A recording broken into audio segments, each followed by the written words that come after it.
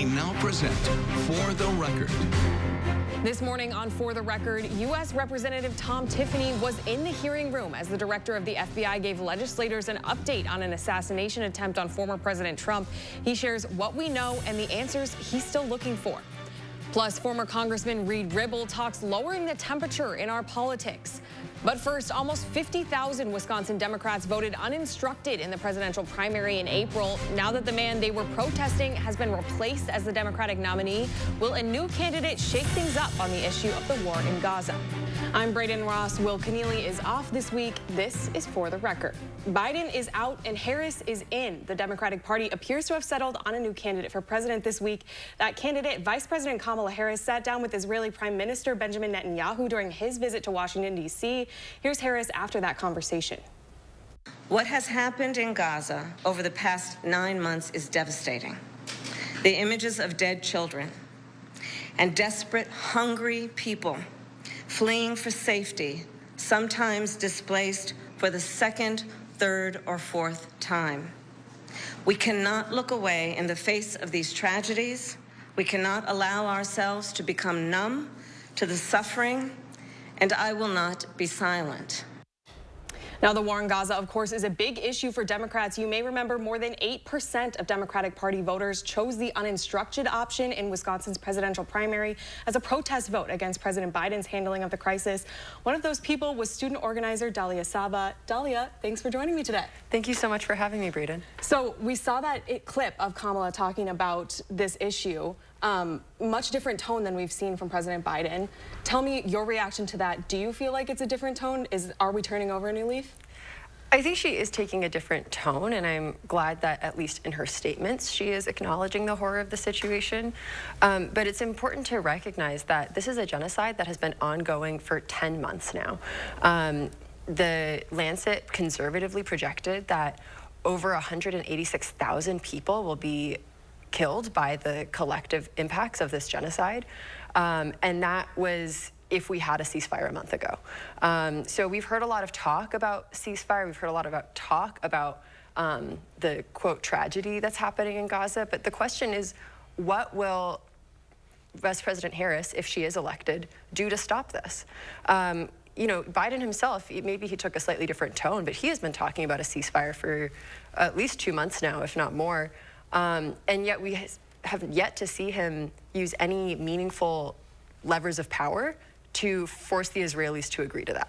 And that's why we're calling for all of our elected officials, but also Vice President Kamala Harris as the presumptive Democratic Party nominee, to actively call for an arms embargo on Israel, to say we will not send another bomb, we will not send another missile, we will not send another weapon to Israel that will be used to kill mass numbers of Palestinians.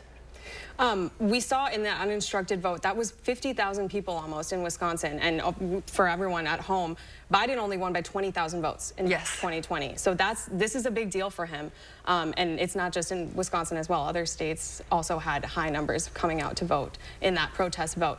How big of an issue is this for the Democratic Party in this race, and what do they have to do? You started talking about this to earn your vote. Yeah, I mean, this is a huge issue. We see that over 70% of Democrats and independents in Wisconsin support a permanent ceasefire. Over 60% of Democrats and independents in Wisconsin say that the U.S. should be doing more to force Israel to agree to a ceasefire. And so these opinions don't change whether or not Biden or Harris is the nominee. These are policy questions, and policy questions need to be resolved with policy proposals, not with empty rhetoric. Let's talk about young voters as well, because this is an issue we've seen talked about, particularly with young people. College campus protests, that's something you participated in here at UW-Madison. But not the most important. In polling we've seen, it's not the most important always ranked.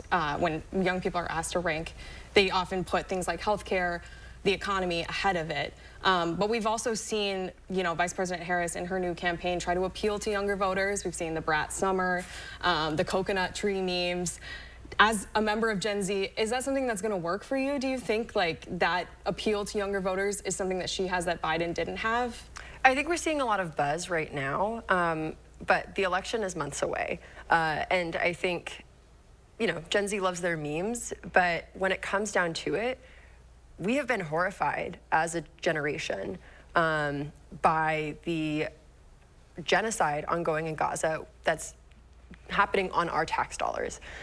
This is, among Gen Z, this is an incredibly unpopular decision by the Biden administration to continue funding Israel as it commits these mass atrocities. And so I think that given how the youth vote was critical to Biden's win in 2020, and we see that Kamala is acknowledging, Vice President Harris is acknowledging that the youth vote is critical to her campaign. If she wants to win these voters, she needs to take strong affirmative policy stance to end this genocide, and that means stopping all weapons flow to Israel. Thank you so much, Dahlia, for joining me today. Thank you, Braden. Absolutely. Coming up, U.S. Representative Tom Tiffany got the chance to question the director of the FBI about the assassination attempt on former President Trump. We sit down with him to hear all about it. That's next. This portion of News 3 Now is sponsored by Madison Gas and Electric. It's their classic rock that brings audiences to their feet. It's Blue Oyster Cult, performing live Saturday, August 31st at Ho Chunk Gaming, Wisconsin Dells. Tickets on sale now through Ticketmaster. Over 5 decades of music, thrilling fans everywhere. It's Blue Oyster Cult, August 31st at Ho Chunk Gaming, Wisconsin Dells. Your odds are better here. Hanson's knows what your home means to you. It's where you feel safe, comfortable, protected. And of course, no other place provides you with as much joy. That's why our durable, energy-efficient, and weather-resistant windows, roofing, siding, and gutters, as well as our bathtubs and showers, are all backed by our guarantee. So you can feel happy in your home for years to come. With professional installation and thousands of 5-star reviews, we're your trusted home improvement expert, exceeding homeowners' expectations for 35 years. Get 50% off installation with high-quality craftsmanship you can count on. Or enjoy no interest and no payments for 1 year. From windows to roofing to siding to gutters to bathtubs and showers, no one's got you covered like we do. Call 1-800-HANSONS. Get it done. If you've been injured in a truck crash, you know what a life-changing experience it can be. What you may not know is that trucking law is extremely complex. We have a powerful team with the knowledge and resources needed to win. Don't wait. Call Gruber Law Offices today. We have a history of top-notch results and over 35 years of winning for injured people. And there's never a fee until we win. Gruber Law Offices. One call, that's all.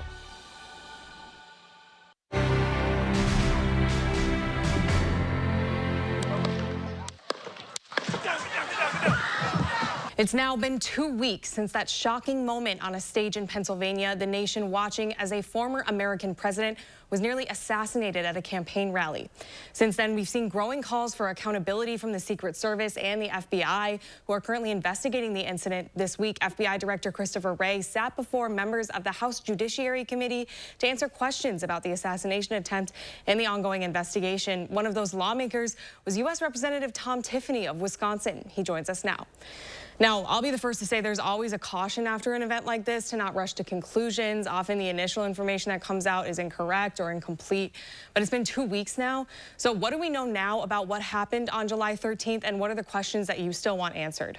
The big question is, who is in charge? Who is in charge in Butler, Pennsylvania? I think that's still one of the biggest questions out there. But think about it. You had this young man who cased the place in the week prior to attempting to assassinate President Trump.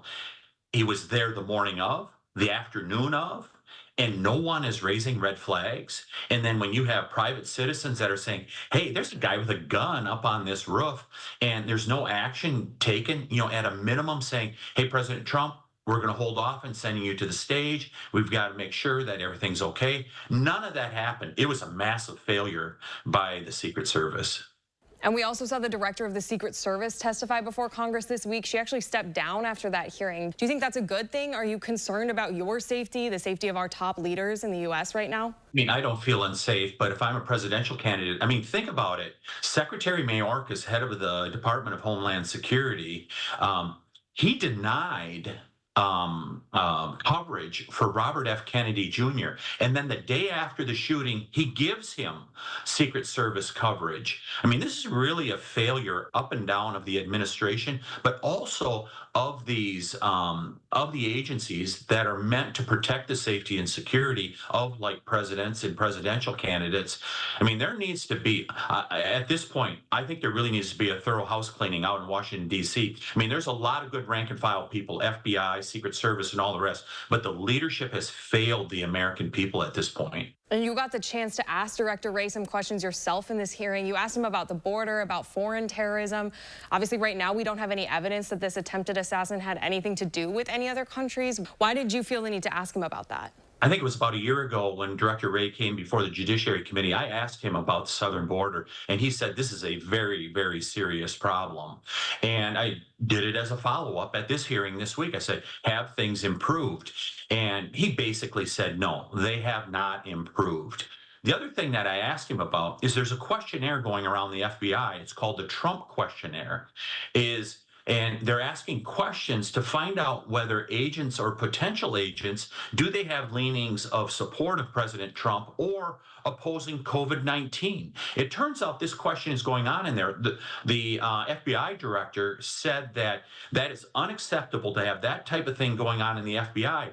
But think about the other things he said are unacceptable over the last couple of years, going after Catholics in the Richmond diocese. He said, I didn't realize that was happening. That's unacceptable. At what point do all these unacceptables by the Director Wray call into question his ability to lead the FBI?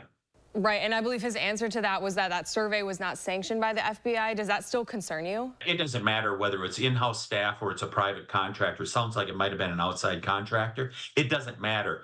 It's on his watch. It's being used in the FBI. It's a failure on his part. But it's become a pattern now. And that is why this really we need serious reform. And I can tell you, this is part of the reason that I believe we need to elect President Trump to a second term. This is the swamp at work trying to protect itself and not looking out for its mission of serving the American people. Okay, so moving forward, what are your top priorities in terms of getting to the bottom of what happened here and making sure it never happens again? Yeah, we in Judiciary and the Oversight Committee, of which I do not sit on, we're going to continue to ask these questions and get answers. But I think ultimately we got to make sure that this stuff doesn't happen again. But there really does need to be reform. Whoever's president here, they've got to reform these agencies because, I mean, when you look at Director Cheadle of the Secret Service, I mean, she's more concerned about the DEI stuff, about quotas and stuff like that, rather than she is meant to protect the safety and security of elected officials. She's lost sight of her mission. We need people to be hired based on merit, and they need to be focused on the mission that they need to accomplish. And when you look at these agencies, including whether it's the Secret Service or the FBI, they're not fulfilling that mission of protecting the American people, because it's not just us elected officials. It's the American people also. When you see these mass shootings, things like that, the FBI should be doing more work on the ground rather than being focused on other stuff that doesn't have anything to do with security and safety. Congressman, thanks for joining me this morning. Yeah, really good to join you. Hope this was helpful. Since the attempt on former President Trump's life, we've seen more and more calls to lower the temperature in our American politics. After the break, we sit down with former Congressman Reed Ribble to talk about it. We'll be right back. MG&E, building your community energy company for the future through the power of working together. Committed to cleaner, more sustainable energy, driven by innovation, fostered by shared values. Visit MGE2050.com. These were my great-grandpappy's glasses. And now they're yours, son. Why can't I just get my own? What? No, these have at least a few hundred years left in them. I think the kid needs his own. Get 2 pairs of glasses and a free eye exam for $79, all same day. Yeah, I want my own. Stanton Optical. Easy's our thing. Need inspiration? Shop Pick and Save. For over 30,000 mouth-watering choices, plus savings like digital coupons worth over $600 each week and up to $1 off per gallon at the pump. Pick and Save is worth it every time. Pick and Save, fresh for everyone. Dad, are you certain this is gonna work? Nothing to it. Are you for imprint certain? Certainty matters, like the certainty of 4imprint, your home for high-quality promotional gear, including exclusive items and brands they love. Printed perfectly and guaranteed to arrive on time. To wow your clients, nail your next event, or inspire your team, check out 4imprint.com. 4imprint, for certain. Madison Mallards Baseball brings you a night of fireworks on the base paths and after the game is over. It's a movie theme night on Friday, August 2nd against Green Bay with an awesome fireworks display after the game. News 3 Now is a proud sponsor of Madison Mallards Baseball. MG&E, building your community energy company for the future through the power of working together. Committed to cleaner, more sustainable energy, driven by innovation, fostered by shared values. Visit MGE2050.com. I want to speak to you tonight about the need for us to lower the temperature in our politics. And to remember, while we may disagree, we are not enemies. The discord and division in our society must be healed. We must heal it quickly. Welcome back. 2 weeks ago, political violence once again took center stage in the United States after former President Donald Trump was shot while campaigning in Pennsylvania. Since then, politicians on both sides of the aisle have called for a change in tone in Americans' political conversations. Here to talk about it is former U.S. Representative from Wisconsin, Reed Ribble. Congressman, thanks so much for being here. Now, you're a Wisconsin Advisory Council member for Keep Our Republic. That's a nonprofit focused on election integrity, strengthening trust in our democratic process. Tell me about your work there. The organization was set up really a couple of years ago, 2 or 3 years ago, actually, to help in what we'll call the battleground states, Wisconsin, Michigan, Pennsylvania, Arizona, and Georgia, with this whole idea centered around that the elections are not accurate, they're not fair, they don't work, things like that. And it's really whether you're going to vote for the Democratic nominee, who we're not sure exactly who there's going to be, but maybe Vice President Harris, or whether you're going to vote for Donald Trump, it doesn't really matter because we've got Republicans and Democrats working on this. What we want is we want every single American to vote that's eligible to vote. Because the more people that vote, the more sure you can be of the result. But if people doubt that the elections are safe and secure, why would they vote at all? And so we're working with county clerks in Wisconsin, for example, doing a lot of training about the election process, what happens after they're done with their count and things like that. And then doing public awareness things that if you don't trust politicians, at the bare minimum, trust your neighbor who's that elderly person sitting at the polling station taking your driver's license and address down. So when you're having those conversations, what are the concerns that you hear from people when it comes to election integrity? Yeah, it depends on who. If we're talking to a county clerk or a poll worker, they're mostly afraid of violence. They're afraid of being threatened and concerned about things like that. If you're talking to a voter and a Republican voter who's heard repeatedly that the elections are stolen if Donald Trump loses, we try to build back into them some confidence that, listen, it's probably somebody sitting in the pew next to you at church that's actually doing the counting. It's not being counted by the politicians anywhere, so trust them.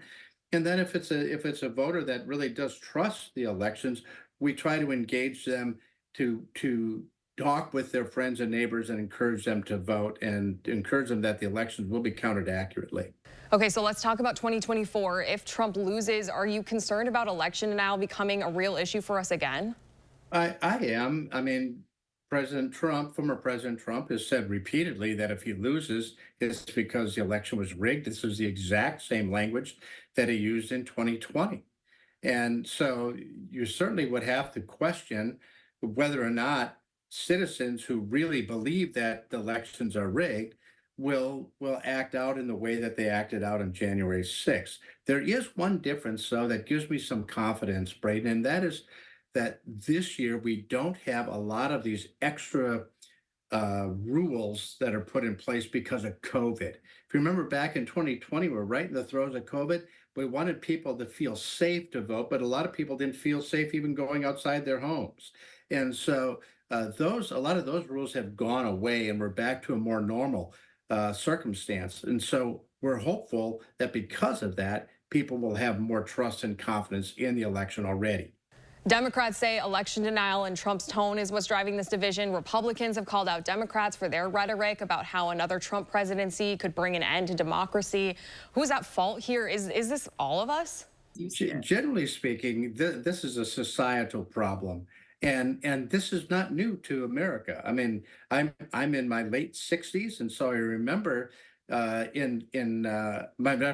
earliest remembrance of a president was when President Kennedy was assassinated. I was in 3rd grade, and you had Robert Kennedy assassinated, Martin Luther King assassinated, George Wallace was shot, Gerald Ford had an assassination attempt, Ronald Reagan was shot. Back in the 60s and 70s, it was much more common to have this type of violence. And then there was this period of about 45 years where it was pretty calm. And now we've got this new level of rhetoric that's driving some of the hatred. And I've often said to my politician friends that the American people are angry, and they want you as a politician to be as angry as they are. But they're not always able to identify what they're angry about. They're just mad.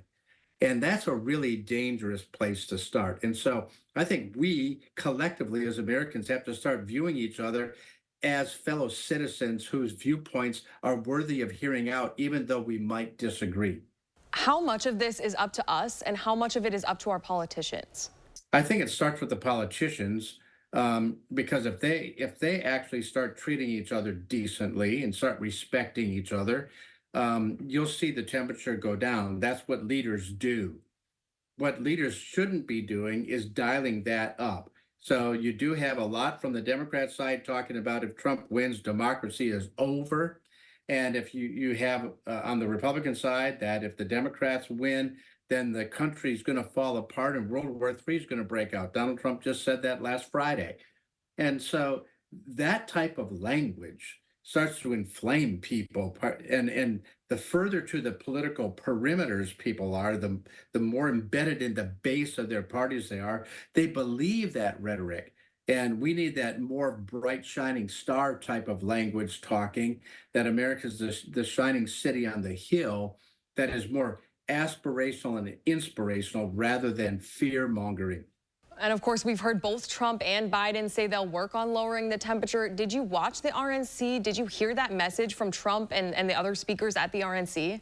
No, we're not seeing the temperature go down at all. That was a very brief blip in the screen. I mean, when President Trump got up to speak at the RNC right there in Milwaukee, by the way, what a great way to show off the city. But he started from the kind of a position of humility about having that shot come so close to killing him.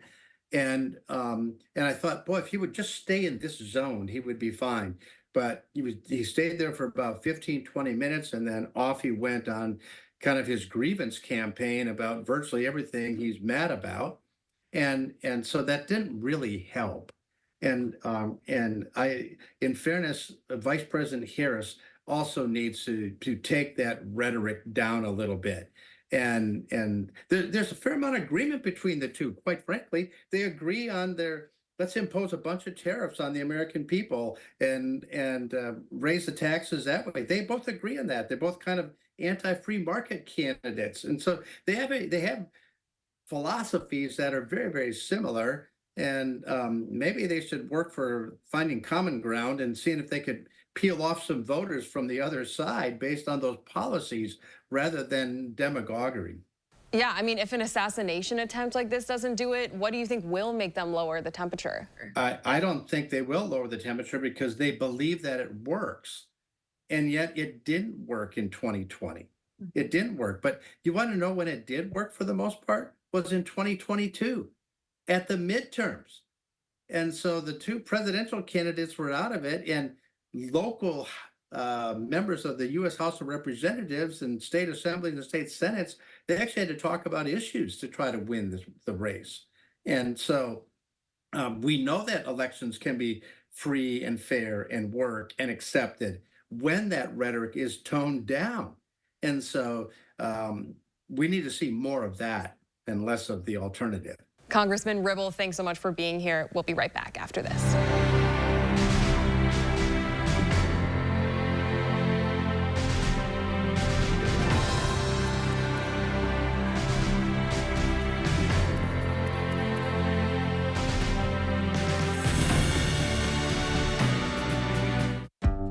Here's to experiencing our wonders of Wisconsin. Full of surprises and heart-pumping adventure. Plan your wonder-filled stay at travelwisconsin.com. What have we got? The Andersons. All night tossing and turning, bad backs, sleep score at an all-time low. Round up the team. At Denver Mattress, going undercover is literally how we solve problems.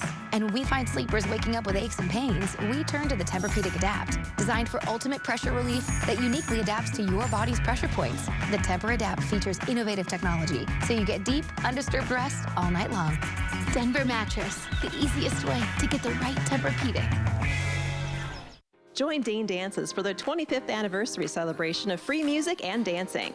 Every Friday in August, head to the Monona Terrace rooftop from 5:30 to 9:30. We kick off the evening at 5:30 with family dance music. Then starting at 6, the first of 2 bands will begin. You will be entertained throughout the night. No tickets are required. Food and cocktails are available for purchase. It's the 2024 Dane Dances, a season of celebration. Get up, get down, and get together. The most eventful weeks in political history. Breaking news tonight after shots ring out. News 3 Now brought you team coverage. Coming to you live from Milwaukee. I've been in talks with delegates from all over the country. Donald Trump unveils his choice for running mate. Could bring extra votes from the swing state to the Republican Party. Every step of the way. He is dropping out of the 2024 presidential race. Provides a whole lot of new energy for Democrats. The path to the White House goes through Wisconsin. Here's to experiencing our wonders of Wisconsin. Full of surprises and heart-pumping adventure. Plan your wonder-filled stay at travelwisconsin.com.